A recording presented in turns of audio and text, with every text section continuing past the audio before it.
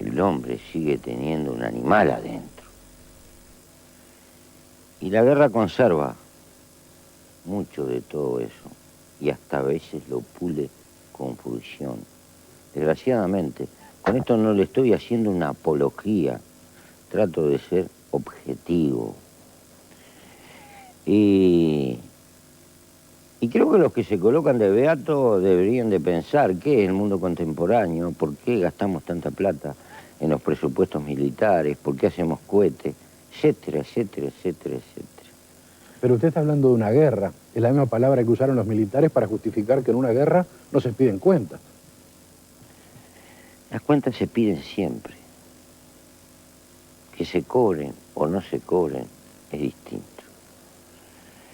Hay cosas que no se olvidan. No van a pérdida. Lo que pasa es que si usted tiene una visión positiva y camina hacia adelante, tiene memoria, no olvida, ni cobra, tampoco. ¿Sabe por qué? Porque la vida en definitiva es afirmación. Sé que hay otra gente, me han criticado porque yo he dicho que no tengo odio. Pero no tengo por qué, porque soy así nomás. ¿Lo ha criticado gente que anduvo con usted? No, gente por ahí, ¿por qué no tengo odio? Soy un tano medio vasco que me caliento. Y cuando me caliento suelo decir disparate hasta ofender. Pero los 10 minutos me olvidé, no tengo rencor. ¿Y sabe pedir perdón? Sí, sí. Sí, quien ha trillado mucho tiene que pedir perdón. También lo tiene que conceder, que es mucho más importante que pedir. Usted se ha definido como un libre pensador. Yo tengo libertad de pensamiento, ha dicho. En este libro de Miguel Ángel Campodónico, que obviamente yo estuve leyendo con mucha atención antes de hacerle esta entrevista y me quedé con algunas partes porque obviamente el tiempo que disponemos no da para hacer un trabajo tan profundo como el que hizo Miguel Ángel. Usted ha dicho que es un libre pensador, que no apoya incondicionalmente al Frente Amplio, que no dice amén a todo, y que es un heterodoxo, o sea, un orejano. Usted no sigue la majadita. No puedo. No puedo con mi condición. Tal vez soy un viejo libertario, no jubilado. Es mi manera de ver las cosas. Pero creo que los años además me han regalado la enorme capacidad de tolerar, por lo menos hasta cierto punto, las diferencias con otros. Cosa que no era propio hace 30 años. Justamente, al margen del tiempo, de los 30 años, ¿se acuerda cuando en el liceo los profesores nos ponían aquellos escritos que decían diferencias y semejanzas entre tal cosa y tal cosa? ¿Qué diferencias y semejanzas hay entre el José Mujica de hace 30 años y el de hoy diputado? Hay algunas diferencias. Estoy en una cancha que no es la mía, me agarró medio al final del viaje. No estoy hecho en este asunto en que me metieron los compañeros. Y nunca pensé que me iba a ver en un trance de esta naturaleza. Pero la vida es más novedosa que todo lo que podemos pensar. Si me hubiera preguntado hace 25 o 30 años, le digo, está loco. Loca es la vida. Y hermosa. Hoy, ¿qué queda? Queda el viejo compromiso. Tal vez hace 30 años, como cualquier gurí soñador, tenía ganas de transformar el mundo, de triunfar. Hoy de veterano sé lo siguiente. Al triunfo, en el sentido profundo del término, no se llega nunca. ¿Acaso se sube algún escalón? ¿Acaso se mejora? Y hagamos nuestra parte. Entonces mi preocupación es mejorar la vereda por la que andamos. Otros seguirán. Seguramente que cuando uno es más joven tiene más pujanza y tal vez más soberbia. Pero los viejos amores son los mismos. Me duelen los demás. Y le diría que cada vez me duelen más. En el acierto, en el error. Mis verdades es que son relativas y condicionadas. Antes pensaba que eran más absolutas. Ahora son contingentes y temporales. Pero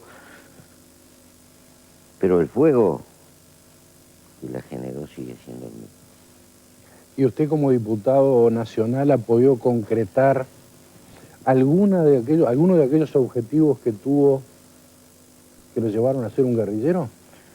No, le he servido a veces de voz a gente que le cuesta tener voz.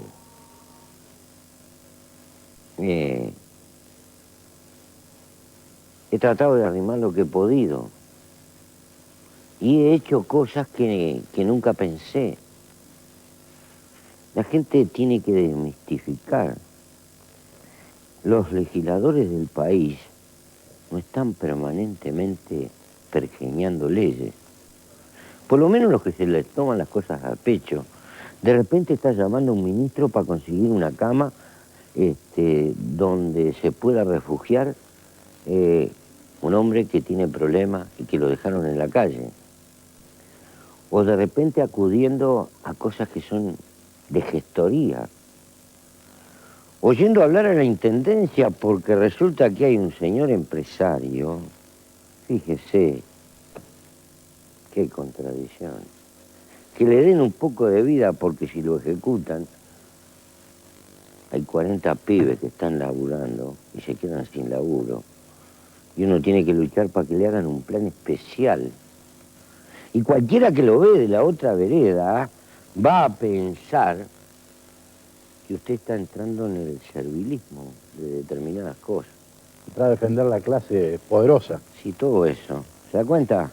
Fijar eso. Yo soy... Pero usted no cree, perdóneme, que esas circunstancias como el Obelisco, como el Río de Libertad, aquel en el cual estuvimos, para que eso suceda, tiene que haber algo que perdamos todos por igual.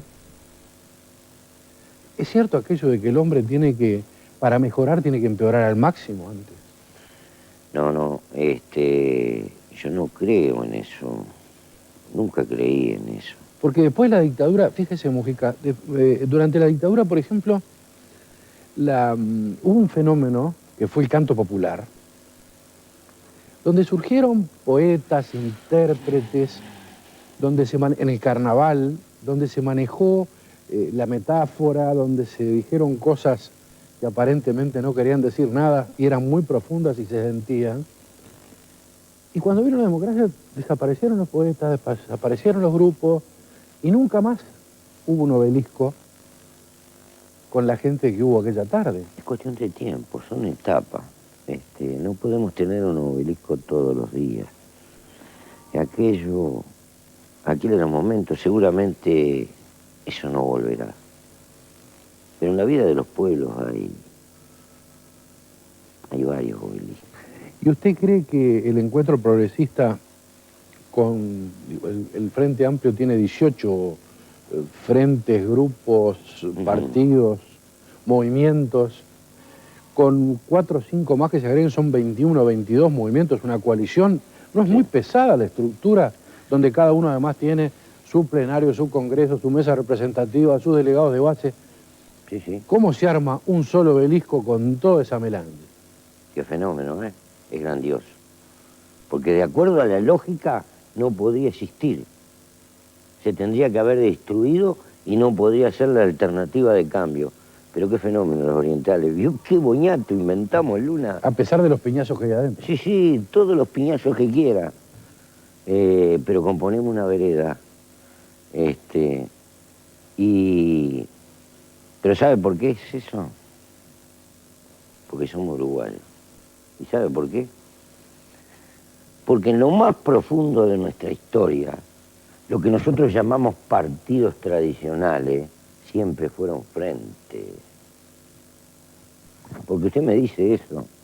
¿Y cómo pone a don Pepe Valle con Viera en el mismo partido o con Manini Río?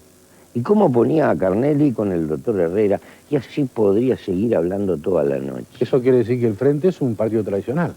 Sí, señor. Sí, señor, y yo lo rescato. Y es un partido tradicional que hereda su cultura de lo que va quedando del pueblo uruguayo. Ni el 10% viene de descendencia del viejo tronco del tiempo de Artigas. El grueso de la población vino luego de 1850. Y allí, en la panza de los buques de tercera y cuarta, vinieron los oficios de inmigrantes, plomeros, carpinteros, nuestros bisabuelos, los que fundaron una cantidad de cosas y traían en su maleta, junto a su miseria, de rajar de Europa, llena de hambre y de contradicciones, las ideas de organización social, que ya son viejas. Venían los anarcos también ahí. Los anarcos queridos, Varela publicó a Marx por 1860 y pico. La primera conferencia que habla de lucha de clases se dio en tiempos de Rivera, en el Uruguay. Casimiro Pareja, si la memoria no me anda mal, se llamaba su autor. Bueno, hay otra tradición también. Ya han pasado 150 años, ¿cómo no vamos a ser tradicionales? ¿Quién dijo? En el censo de Nicolás Granada, de 1880, más del 60% de la población hablaba italiano en Montevideo. Esa es nuestra tradición, venimos de esa tradición. También compusieron en el Uruguay. Bueno, yo lo rescato. Hacemos una pausa. Volvemos enseguida.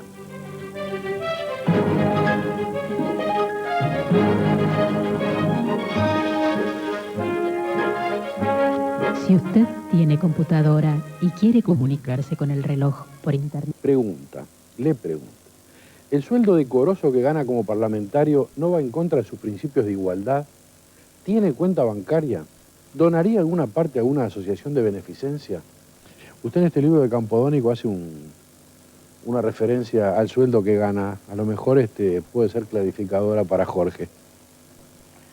Sí, yo lo que gano efectivamente son 7 u 8 mil pesos por mes. Eso es lo que me queda. Yo le puedo... No le puedo decir, no le puedo contestar porque el hombre va a pensar que le estoy mintiendo y que le estoy batiendo el parche. Pero que vaya por mi casa, que vivo ahí en el rincón del cerro, y se va a dar cuenta. Yo debo ser loco y debo tener una cantidad de efectos y los tengo, seguramente. Pero lo que no soy es farsante. Lo invito al oyente que si está en San José por mi rancho puede pasar. Ve, se entera de otras cosas y va a ver que todavía hay políticos que no trabajan para el verso. Norma de Malvin, cuando está en el Parlamento, ¿piensa a veces en Raúl Sendic? Siempre. Siempre. Sobre todo en determinados momentos. Aprendí mucho de él. Su mentalidad profunda de paisano. Su apego a ciertas cosas y su heterodoxia en materia de pensar. justamente, un hombre que sufrió mucho por esa independencia, atreverse a defender a Rosa Luxemburgo en una época cuasi clásica, mediados de la década del 50, responsable de su publicación en el Uruguay, defender algunas tesis de Kautsky, reírse de la dialéctica como método de análisis, la flauta, y vaya que le costó. ¿Qué pensaba de la Unión Soviética en aquel entonces? Que se iba al carajo. Así nomás pensaba eso. Así nomás, que se iba al carajo. Fue un visionario. Sí, no tenía duda. Él se carteaba con alguna gente de Europa y tenía... Cuando él murió estaba convencido de eso. ¿Cuánto hace de esto? Y... la fecha exacta no me acuerdo, soy pavoroso por esa fecha. ¿Pero fue unos cuantos años? Sí, 4 o 5 años Antes del derrumbe. ¿Y usted qué piensa de Cuba ahora? ¿Piensa lo mismo que pensaba sentir de la Unión Soviética o piensa que...? Porque también entre la Cuba de los 60 y la Cuba de ahora hay diferencias, ¿no? Ha sido un proceso en el que han ido cambiando cosas. Sí. Y hubo marchas atrás, como la reciente. Sí. Creo ¿Qué viabilidad le ve, digo, independientemente de lo ideológico, no? Aparentemente es la lucha de David contra Goliat. El problema es los contrincantes. Seguramente que Cuba no va a ser tan lo que es hoy y muy probablemente lo que parece imponente tampoco va a ser. El mundo se va a transformar. No sé dentro de 50 años si existen las fronteras que hoy, en las cuales nos hemos educado, o si el mundo no se va a organizar en el hinterland de algunas grandes urbes. Veo cada vez más fuerte lo comunal y veo los signos de una especie de civilización bastante planetaria. Pero en todo caso, Luna, es un problema para esos chiquilines. No son pocos los sociólogos que están vaticinando eso. Y muchas de las discusiones de hoy, no, probablemente, si viviéramos 30 o 40 años, nos van a parecer risibles. Pueriles, ¿no? Sí. ¿Usted no cree que, como opinan algunos, el bloqueo de Estados Unidos a Cuba le ha facilitado al gobierno de Castro el poner en práctica la teoría del enemigo común? Todo lo que nos pasa, la culpa está allá. Que si Estados Unidos desbloqueara, ¿qué podría pasar? Sí, puede haber algo de eso, también tiene su contrapartida, porque si desbloquea, hay mejora económica en Cuba y están latentes otras mejoras sociales también. Una cosa es mantener la medicina cubana en estas condiciones económicas y otra es respirar económicamente. Hay para un lado y hay para el otro. El asunto es bastante complicado. Creo que Cuba no va a seguir el modelo chino, porque China está, me parece a mí, construyendo la superpotencia del siglo que viene. Más que nada está cumpliendo una especie de gigantesco rito nacional, más allá de lo que se propongan los hombres. Pero el problema no es solo Cuba, es nosotros, es América Latina, es qué nos va a pasar. Nos desintegraremos, nos integraremos. Hay muchas interrogantes.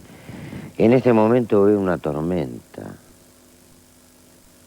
en el Caribe, potencialmente mucho más grave que Kosovo. Yo le doy mucha importancia a que el general norteamericano vaya a Colombia preocupados por la guerrilla y por el narcotráfico, y a que la Fuerza Aérea que estaba en Panamá esté en Curazao, etcétera. El problema de Cuba va a ser menor dentro de poco. Víctor de Peñarol dice, 2 o 3 buenas razones más como para poder votarlo, porque me gusta el tipo de persona que es. Cristina de Peñarol, del barrio Peñarol. Tengo entendido que Mujica era del Partido Blanco. Yo quisiera saber por qué motivos cambió de partido.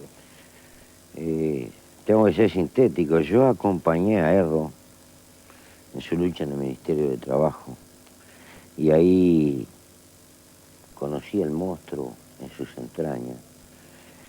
Pero le quiero aclarar al oyente y a otros.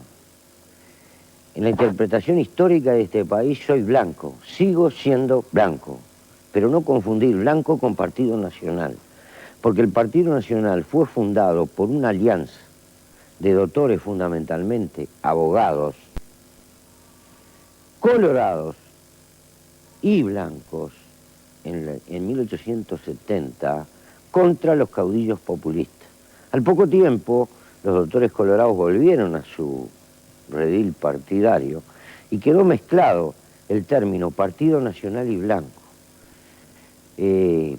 Pero lo de Blanco tiene que ver, bueno, uno tiene apegos con Oribe, ve los conflictos de la Guerra Grande, etcétera, admira a Prudencio Berro. Yo soy hombre de izquierda, pero encuentro muchas raíces en ese tiempo.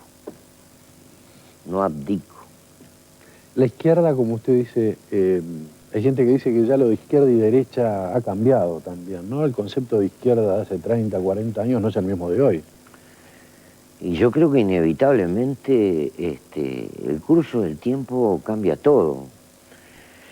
Y le acepto a cualquier oyente, a cualquier televidente desconfiado.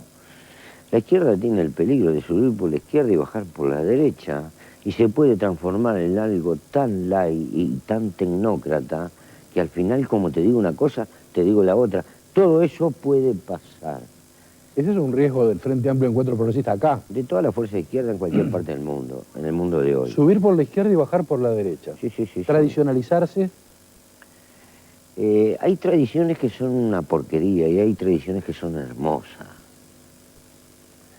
Todo es relativo. Todo es relativo.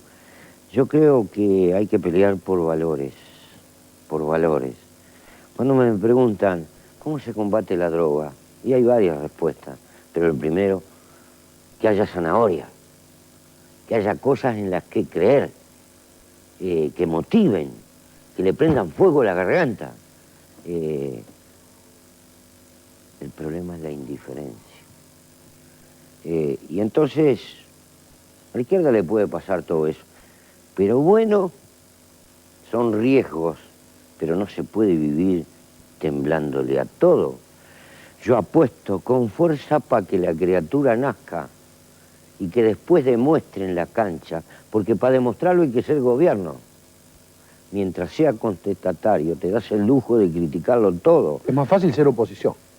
Es bastante más fácil, pero llega un momento que hay que ponerse el casco y la mochila y afrontar. Y quiero que esa izquierda y ese encuentro progresista demuestre. Y si no sirven, habrá que hacer una cosa mejor, volver a empezar de nuevo. Como en la vida. Sí. Bueno. Andrés de Jacinto Vera, usted ha dicho que hay gente buena y mala en todos lados. ¿Podría nombrar una persona mala en la izquierda y una buena de la derecha? Tampoco debe haber una y una, ¿no? Sí, conozco infinidad de gente colorada y blanca que son buenas. Tengo un vecino en el fondo, es una cosa bárbara. Llegué, era votante de Pacheco. A la semana de estar en mi rancho me mandó a ofrecer el caballo para que pudiera arar.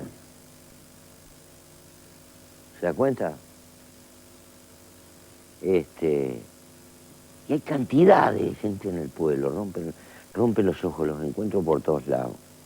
Y hay de los otros. De los otros no me quiero acordar. Roberto de Malvin, ¿Cuáles son sus discrepancias con Zabalza y Sartú? Una manera particular de ver la coyuntura, esto que le acababa de decir, creo que son compañeros admirables con los que hemos tenido discrepancia, que la vida irá laudando, pero bueno, está puesta a muerte para que la criatura nazca. Y a algunos compañeros les puede parecer renunciamiento o cambio de vereda. Esas cosas las tiene que ventilar el tiempo. Héctor de Brazo Oriental pregunta, ¿cómo se siente mejor, como guerrillero o como diputado? No se puede comparar. ¿Sabe por qué? Porque en todo caso cuando era guerrillero era joven, no tenía el problema del reumatismo y ciertos problemitas que tengo ahora. Cuando uno es joven siempre es más fuerte, se enamora con mayor violencia. Ahora ya estoy en una edad del sillón y el parral, añorando los años potrancos. Pero en este tiempo también se puede servir. No se puede vivir añorando, ¿no? No, hay una feliz vida de viejo. Y creo que debe haber una feliz vida de anciano. Eso quiere decir que si usted tuviera, o si algún joven le pidiera un consejo, ¿usted, por ser joven, le aconsejaría ser guerrillero y no ser diputado? No, le aconsejaría ser el mismo. No ser una importación. Lo otro no se cultiva ni se aconseja, nace. Y el problema es ser uno, que sea coherente consigo mismo. Y además las cosas tienen su tiempo y tienen su momento. Hay que ver lo que hay enfrente y todo lo demás. El problema es ser un combatiente, pero un combatiente por la vida. Porque en definitiva, aunque no logro muchos resultados, tal vez me tenga que jubilar de perdedor. Me han garroteado, me he comido unos buenos años de cana. Ahora tengo un mostrador bastante lujoso que ni pensé, pero quisiera servirle más a la gente, le sirvo poco. Una segunda derrota. Y me voy a ir del mundo sabiendo a conciencia que falta mucho, pero aprendí una cosa. El mejor dirigente no es el que hace más, sino aquel que cuando se va deja una barra que lo suplanta con ventaja. Y en eso estoy. Usted acaba de decir, hay que ver lo que hay enfrente, o sea, cuál es el enemigo, ¿no? Lo que hay enfrente hoy en el país, ¿a usted le parece mejor que lo que había enfrente cuando usted se decidió por la lucha armada? Cuando mi generación, la gente de mi tiempo, se decidió por la lucha armada, teníamos la certidumbre de que el país iba a una dictadura. Eso fue lo que originó al MLN. Un acto preparatorio para un hecho histórico que iba ineludiblemente a pasar. Tal vez madrugamos mucho. Y como las gallinas que están programadas para poner huevo, cuando usted entra en la lucha clandestina, entra a desatar hechos también. Hoy no hay ninguna dictadura en el horizonte. ¿Sabe por qué? Porque están de modé. Con un aparatito de eso, con los FAS, hay formas de dominación mucho más light, mucho más efectivas, que dan más resultados y más difíciles de quebrar. Eso es... y eso no lo sé yo. Lo deben de saber algunos militares de apetencia golpista, pero que saben tanto y mejor que yo de que ese modelo Urso hoy no corre. Nos vamos a seguir a la pausa. Mauricio Positos pregunta, ¿le parece que la forma de vestirse y su imagen personal es digna de la de un representante nacional?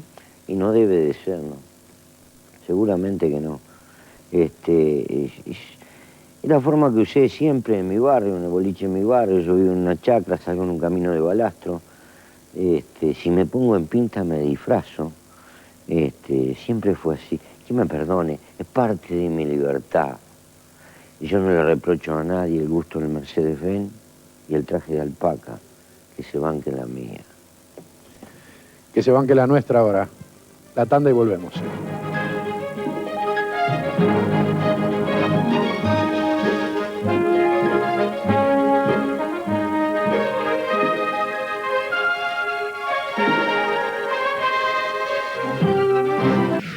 Tengo 17 años y a esta edad se hace difícil saber en qué sector de su partido quiere estar. Yo hasta hace poco no lo sabía. Un día acudí a un acto de homenaje a Raúl Sendic y lo escuché a él, al Pepe, y sus palabras me llegaron hasta lo más hondo. No conozco a Mujica muy a fondo, pero estoy seguro de que el día que lo haga me voy a sentir muy contento. Leonardo del Barrio Sur. No comparto su pensamiento, pero lo reconozco un hombre franco y de palabra. Fernando de Atahualpa. Ojalá tuviéramos más hombres sabios y honestos como Mujica en la política, sin importar el color. Yo quiero al frente de mi país a los que han demostrado dar todo sin pensar en su chacrita. Bueno, en su chacrita no es en el sentido de su chacrita, ¿no? Supongo. Machiñena apuntala a contrarios o partidarios. Nicolini le está sacando sudor a muchos corruptos encubiertos. Valle, que no me gusta como candidato especialmente por los que tiene al lado, supo perder una elección por ser sincero. Arana, Ramírez y Pepe, por supuesto.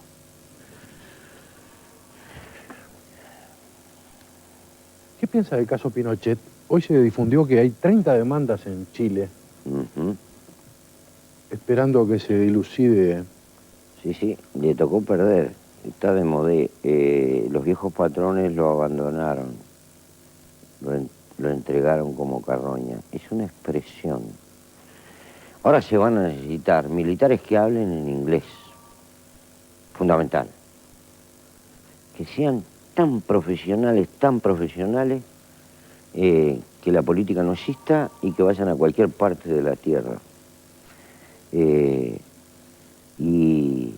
claro, los viejos ejércitos ursos de la época de la seguridad, etcétera, ya no corren. Mire, los imperios son maravillosos, tienen una ductilidad. Inglaterra construyó un Liverpool vendiendo esclavos, era el mercado donde se remataba. Cuando las 7 colonias se independizaron, lo que dio origen a los Estados Unidos, muy pronto se dieron cuenta que la mano de obra barata esclava estaba fortaleciendo a la potencia emergente y en 20 o 30 años se transformaron en defensores de los derechos humanos y salieron a torpedear los barcos en el océano. Coherente con la defensa de sus intereses. Ojo, no creo que la gente que participe en eso tenga tal maquiavelismo. Creo que las circunstancias históricas de determinados espacios, así como hubo ingleses que dieron la vida por Bolívar, 5.000 soldados ingleses llegaron a pelear por Bolívar, por un sueño republicano. Sin embargo, el trazo de las grandes potencias se ve. Usted me podría decir, pero usted tiene una visión media geopolítica, no tanto. Pero en todo caso es otra. Sí, no, pero estaba pensando, hubo mucha gente que celebró, acá también por supuesto, la prisión esta de Pinochet en Inglaterra. ¿Usted está de acuerdo con eso o cree que tiene que ser jugado en Chile? Como dicen los chilenos. Sí. Para mí debía ser juzgado en Chile. Lo que tengo mis dudas difíciles que sea juzgado en Chile. Mire, esto le va a sonar bruto, pero sería un hipócrita si no se lo digo. Pinochet tuvo demasiada suerte. El verdadero juicio se debió haber dado en las calles con el intento del Manuel Rodríguez. Así tenía que caer Pinochet. En el fondo no creo ninguna forma de justicia. La justicia entre los hombres es una forma de mitigación, de ordenamiento del sentimiento de venganza. Algo tiene que existir, porque si no lo que existe es la barbaridad, la ley del talión. Pero el caso Pinochet es tan especial, es tan particular, tan profundo, que bueno, le tengo que decir lo que pienso. Ahora no le quiero reconocer a ningún tribunal internacional el derecho a juzgar, porque entonces es la instauración de un nuevo orden, de una justicia de carácter mundial. Y yo soy viejo, todavía defiendo la soberanía. Capaz que dentro de 50 años está de modé, pero ¿qué le vamos a hacer? Que se globaliza también. Sí. Y en ese caso, ¿usted cree que, por ejemplo, cómo juzga la actitud de Capitán Trócoli cuando salió a decir lo que dijo? Seguramente, no sé, no la juzgo, tendría su carga. Fue un acto de contrición, ¿no? Sí, tendría su carga. Quiero pensar que era su carga, que no buscaba otras cosas.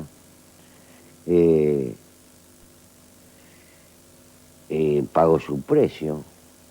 De pronto recoge su reconocimiento. Pero mire, acá hay una cuestión que es contradictoria. Quien quiere saber la verdad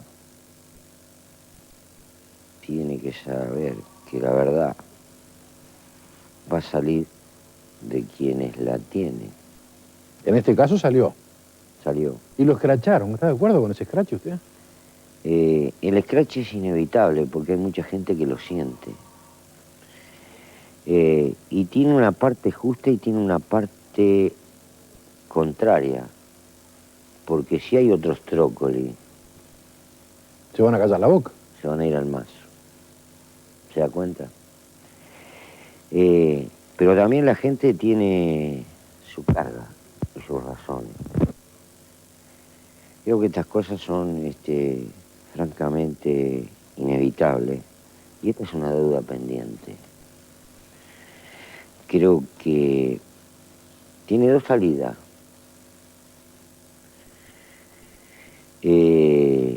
O tres. La más probable, el tiempo. La desaparición de los actores. Quisiera que alguien se hiciera cargo de la verdad. No sé si habrá la suficiente valentía. Pero bueno. Ricardo del Prado dice, realmente me resulta extraño que un ex guerrillero adopte posiciones incompatibles con lo que defendió en su momento de gloria. Y más extraño todavía que pertenezca a un partido que lleva como candidato a una contradicción viviente. Y bueno, la vida es una contradicción. Mario de San José le pregunta, ¿qué opinión le merece el presidente Sanguinetti? Un hombre muy inteligente, que siempre juega, debe ser un capo jugando a la carambola a tres bandas. Nunca es sencilla la jugada. Julia del Centro, ¿está de acuerdo con la concesión que la Intendencia Municipal de Montevideo le adjudicó a privados por el Hotel Carrasco? No, no estoy de acuerdo, nunca estuve de acuerdo. Y no estoy de acuerdo tampoco coyunturalmente. Tampoco estoy de acuerdo que el pueblo uruguayo siga perdiendo un platano. Si hubiera sido por mí, le pongo la topadora al hotel, otra que Monumento Nacional. ¿Sabe por qué? Porque desde que lo hicieron estamos perdiendo plata. Son de esos monumentos a las cosas que no se deben de hacer. Pero en fin. Roberto del Cerro, ¿piensa que la mejora económica para el país puede venir de una revolución del interior? Bueno, Este país se está transformando en una impostación. ¿En una? Es una especie de falacia, un campamento en el sur. Pero el 80% de sus exportaciones con las que pagamos nuestras necesidades y hasta parte de nuestros berretines salen de ese interior profundo. Apenas nos queda el 9% de la población en ese interior profundo. Pero nos faltan proporcionalmente unas 40, 50 mil mujeres y hay un índice de envejecimiento mayor. Por lo tanto, faltan gurises. ¿A dónde vamos con este país si nos sacudimos? La historia humana me enseñó que las ciudades prosperan allí donde hay una campiña fértil. Para que las ciudades del interior tengan vida, tiene que prosperar el campo. Pero bueno, es un tema muy largo. Adriana de Punta Carreta, desde el año 1995 en que entró como diputado el día de hoy, ¿qué ha cambiado en él? ¿Qué ha cambiado en usted, no? Y que estoy más viejo, más canoso, bastante saturado, rezongón. Y siempre tengo la misma novia. Es fiel.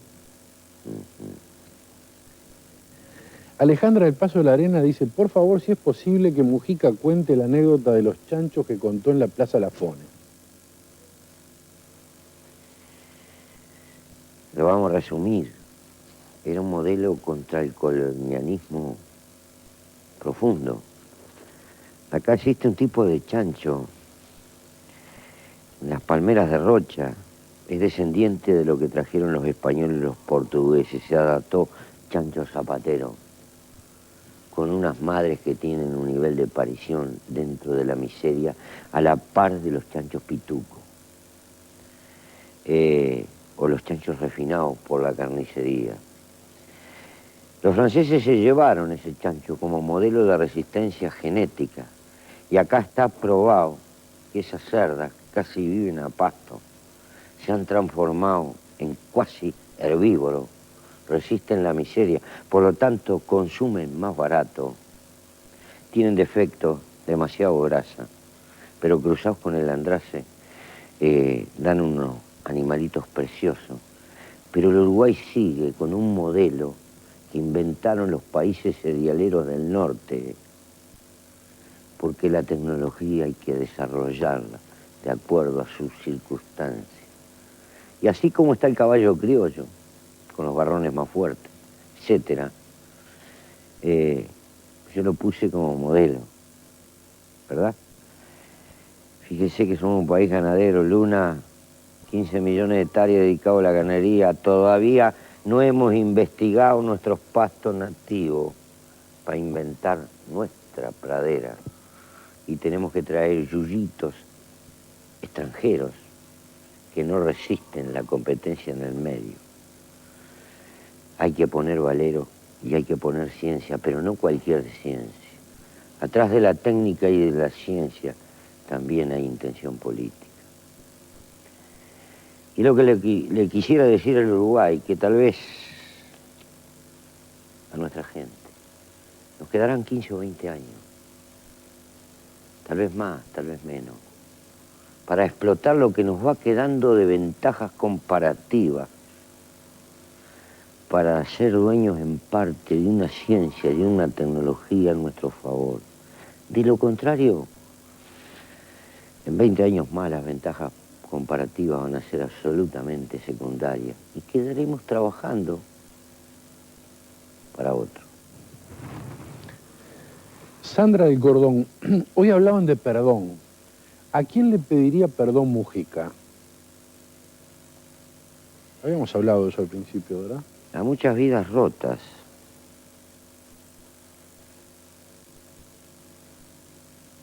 Que jugaron sin saber, que sufrieron, que se quebraron. De todos A lados. hombres que murieron, de todos lados, de todos lados. Los que estaban enfrente, lo que eran mis compañeros, inevitablemente. Federico del Pueblo Victoria, una razón para no volver a tomar las armas.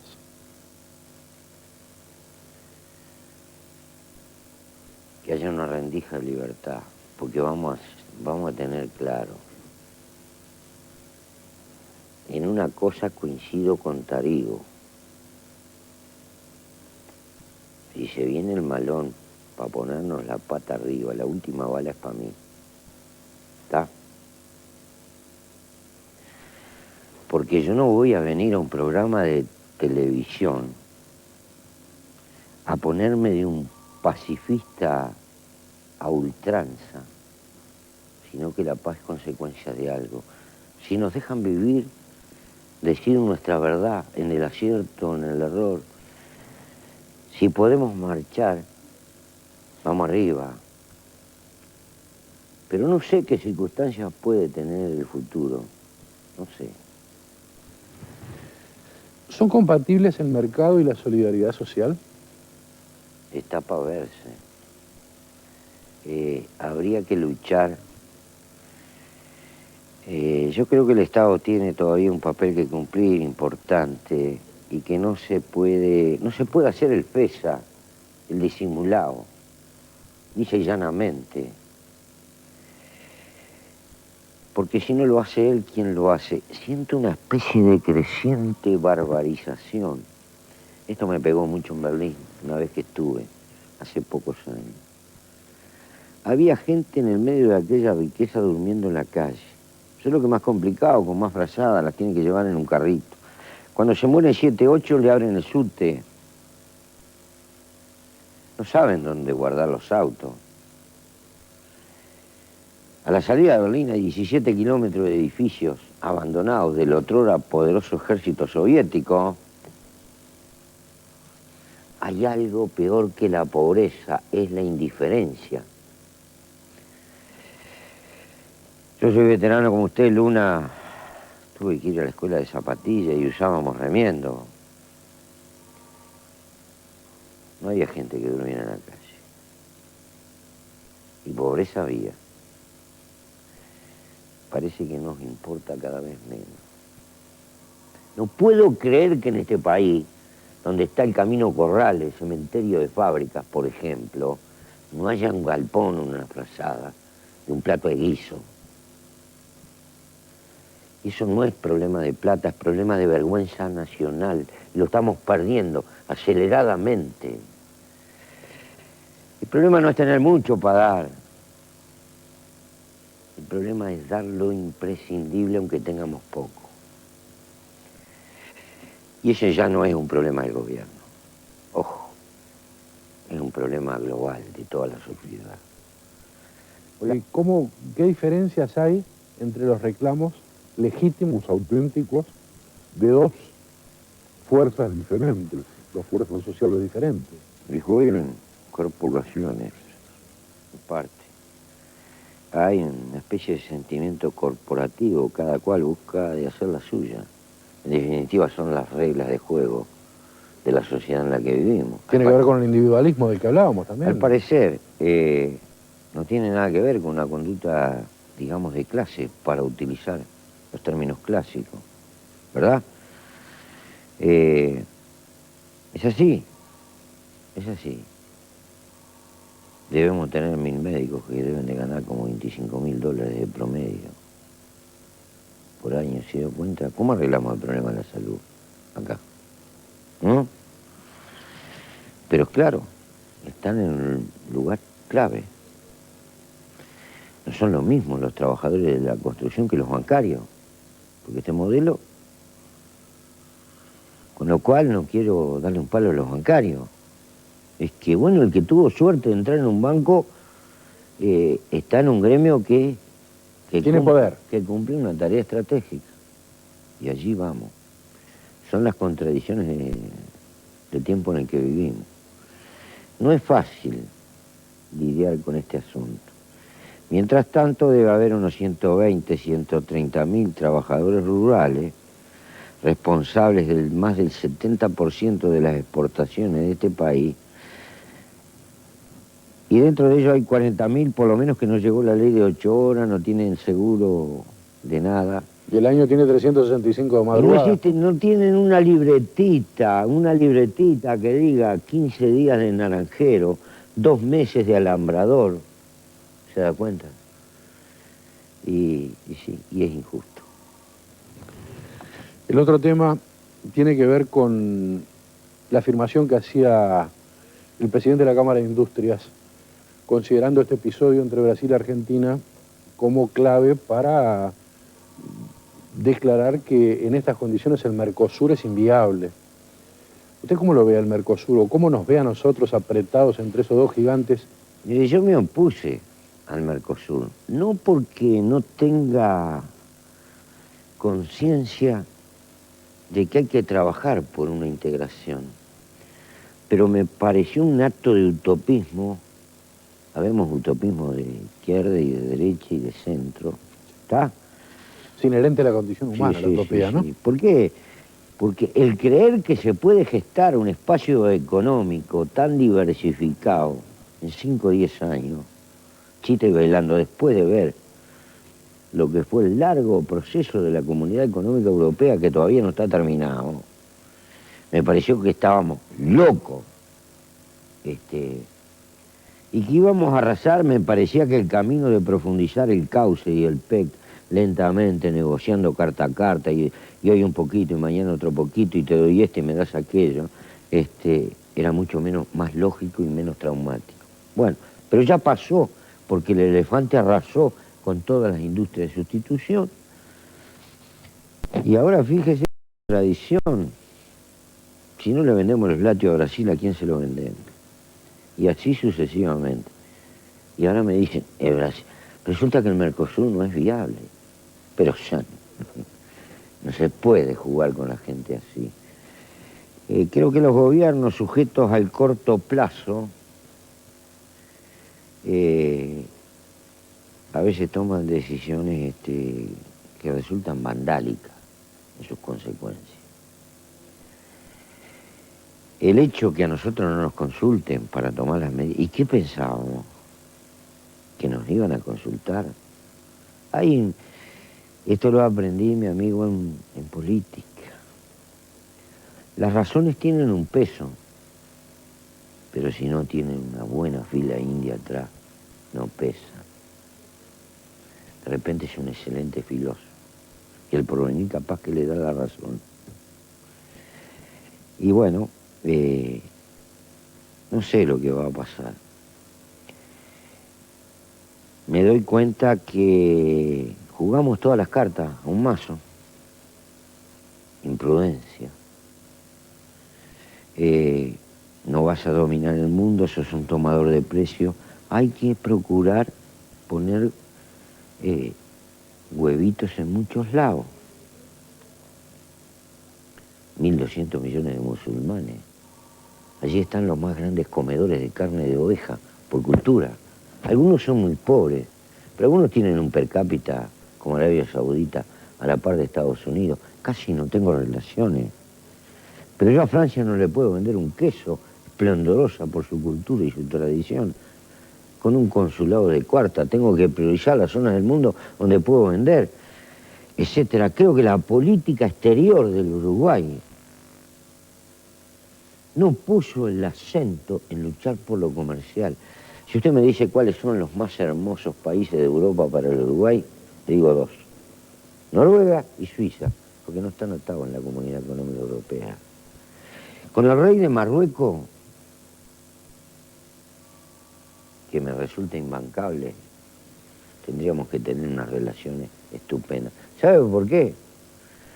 Porque siempre vamos a tener que comprar fósforo para nuestra pradera y tendríamos que tener la inteligencia de pagarla con capones, porque en el Uruguay tengo 7 millones de hectáreas que son pa' oveja o son pa' oveja. Le pongo estas anécdotas por lo siguiente: la política exterior tiene que ser prácticamente la expresión de la política económica, porque usted podrá trabajar bien, pero si vende mal, macho les pierdo. Entonces hay que vender y hay que luchar por vender. Yo creo que desde ese punto de vista, históricamente el Uruguay es un desastre. Ahora, ¿usted no está de acuerdo? Creo que alguna vez hablamos de esto en alguna otra oportunidad, en una conversación personal, con que los viajes que ha promovido el presidente Sanguinetti con los empresarios, tratando de abrir otros mercados para no morir en uno solo? ¿No cree que es una buena gestión? Seguro. Yo creo que el intento del presidente, pero las políticas, por ejemplo, le puedo asegurar con conocimiento de causa, no voy a profundizar porque se nos va el tema, que el Uruguay no utiliza sistemáticamente sus compras de petróleo para vender. Es elemental que en este mundo, para que te compren, tenés que comprar. Ahí tenemos nuestra carta. No, a veces compramos petróleo porque ANCAP lo compra donde le parece y está bien desde el punto de vista de ANCAP. Del punto de vista del país, tendríamos que asegurar nuestras ventas. No tenemos una política. El Departamento de Relación Comercial del Ministerio de Relaciones Exteriores es una cosa muy reciente. En buena parte del mundo, nuestro empresariado no tiene el más mínimo respaldo de la Cancillería, cosa que no le pasa a Estados Unidos. Cualquier empresario norteamericano, acá en este país, se hace defender por su embajada. Hasta su embajada le cobra honorario, porque así debe ser.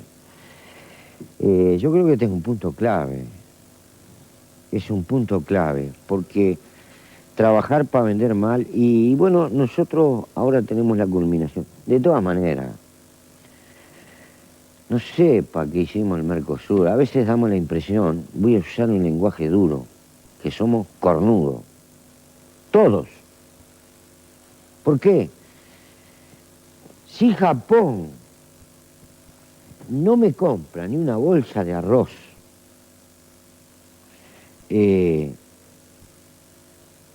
y se lo puedo vender a Brasil, le tengo que decir a Brasil, honestamente, si tú me abrís la tranquera para mis lácteos, para mi arrocito, para mi carne, etcétera, etcétera, este mercado es tuyo.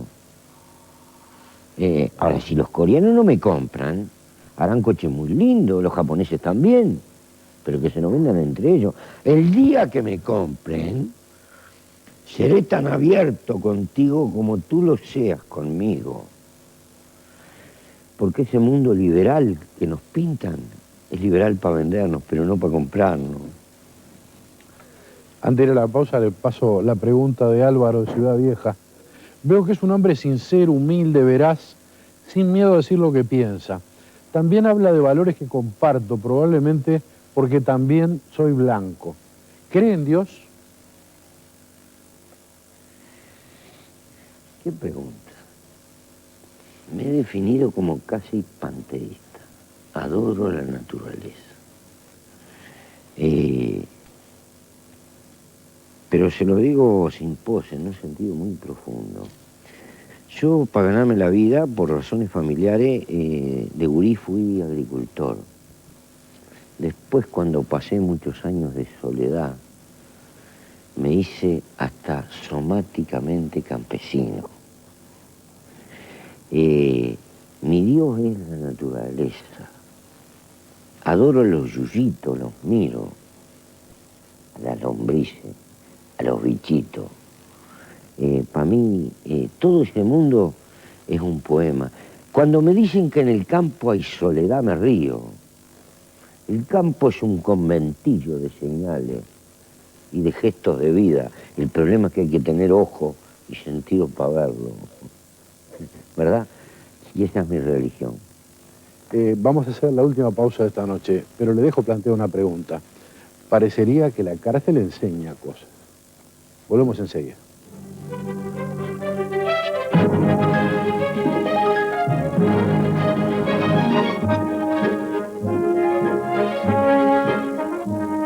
Le contestaba recién a Álvaro de Ciudad Vieja con respecto a su panteísmo, y Cristina de Tres Cruces le repetía la pregunta, si cree en Dios, pero le agregaba, ¿alguna vez leyó la Biblia? Sí. Leí la Biblia y la suelo usar. Por ejemplo, esa bofetada a la sociedad del consumo. El hombre feliz no tenía camisa, casi nada. Hay mucha sabiduría destilada. Todo el mundo debe de leer la Biblia. Hay dos libros que deben ser leídos, por todo. La Biblia y el Quijote. El Quijote, si es posible, cada 2 años, darle una pasadita. Más vale leer poco y bueno, y no tanto atolondrado. Pero en fin, capaz que es su manía. Dejando de lado aquella interpretación de los analistas literarios de la quijotización de Sancho y la sanchificación del Quijote como un proceso de mutua transferencia, ¿con quién se identifica más usted? ¿Con Sancho o con el Quijote? Me resultan inseparables porque son dos caras. El hombre de la calle es Sancho, pero al final del cuento es el único que puede ser Quijote. Porque si él no está, no hay quijotada posible. Ahí está el quid de la cuestión. La historia humana, Luna, en mi hipótesis, siempre se define en quién arrastra el centro. La historia humana es centro. Y en esos péndulos, Sancho defiende la lógica de la especie, y tiene razón. Si quiere la lógica pragmática, y tiene razón, porque es afirmación de la vida. La vida no es solo sueño, es ir a mañana y pasado pagar la luz. Pero qué vida más aburrida si no hay Quijote. Usted sabe que yo tuve una madre que muy inteligente, muy lectora, muy contenedora, como se dice ahora, que a mi hermana y a mí siempre nos repetía algunas sentencias que me quedaron muy grabadas.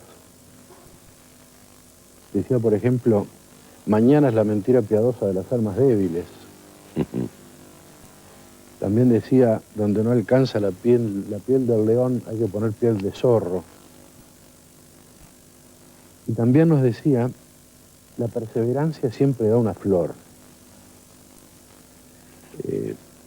No se lo pregunto como floricultor, se lo pregunto como perseverante. Lo imposible cuesta un poco más. Lo imposible cuesta un poco más. Y yo le preguntaba al final del último bloque, la cárcel enseña, ¿cómo se puede perseverar siendo rehén, siendo torturado? ¿Dónde está la endija de libertad que en esas circunstancias se vislumbra como para poder seguir perseverando, como para poner piel de zorro en algunas circunstancias y sabiendo que hay un mañana? Sencillo. Hace 4 años que no tomo una grapa. Y un día hay un soldado que trae de contrabando una grapa y hasta le pasa una manzana. Raso. No es politizado ni nada. Es un hombre. Otro que la rima le tira un par de huevos duros porque sabe que usted está pasando hambre. ¿Cómo de pasada? Porque si lo pescan, lo doblan. ¿Se da cuenta? Entonces, allí, en esa circunstancia, también se encuentra el pedacito de diamante. Y eso es lo que afirma, vale la pena vivir. O estas cosas, 6 meses atado con alambre. Y se entera que cayó Saigón, porque es algo tan espectacular que ni en un cuartel, y a uno se le caen las lágrimas. Entonces se puede vivir. Y bueno, para entretenerse tiene que galopear para adentro, porque no tiene libro, no tiene nada, a veces no tiene luz. Pero no es tan grave, el hombre es fuerte, es bastante fuerte. Y galopea para adentro y encuentra cosas que usted no sabía que las tenía. Y va construyendo su propia filosofía, su mundo de pensar, reelabora lo que vivió sin pensar. Y fíjense, lo que le voy a decir aparentemente es una barbaridad. Yo no sería quien soy si no hubiera vivido mi peripecia. Le tengo que agradecer el camino. Me dio mucho. Me dio dolores. En pila. Pero no de héroe, porque me agarraron por falta de velocidad. Bien clarito. Pero metido en ese baile hay que resistir. Y se resiste. Se puede. Y es lo que le quiero transmitir a la gente, que no se sienta quebrado por una cuenta que no puede pagar a fin de mes, que el mundo no se derrumba. Y que hay que buscar adentro de nosotros la fuerza para seguir viviendo. Y que hay compensaciones. No todas son negras, vienen entreveradas. Y eso las hace más dulces. Y bueno, entonces,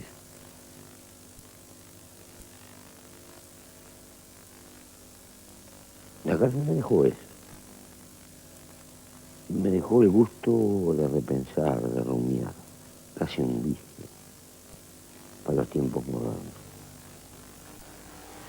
Y me quedó como incorporado, pienso, cuando camino por el campo, que voy tomando mate, voy pensando, voy rumiando, tratando de encontrarme a mí mismo, pero en el fondo no me encuentro a mí mismo. Porque eso que llamamos cultura y conocimiento es una anónima herencia que nos ha legado la humanidad. Al fin y al cabo no somos dueños de nada.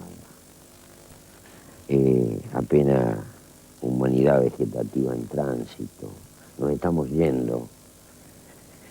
Pero lo hermoso es encontrarlo, ahí está el quid de la cuestión. Entonces, bueno, hagamos como las cañas. Las cañas son tal vez de las gramíneas más primitivas, rizomatosas. Son formidables para reproducirse. Las cortan pedacitos y brotan. Diputado, gracias por haber estado con nosotros. Espero que tengamos otras oportunidades de seguir charlando y de confrontar filosofías con algún otro lector, con algún otro que haya encontrado verdades dentro de sí mismo. Muchas gracias. Por favor. Amigos, gracias por habernos acompañado hasta ahora. Como siempre, ustedes saben que si nos cuidamos todos del frío en estos próximos días, el martes que viene es muy probable que nos volvamos a encontrar. Que pasen bien.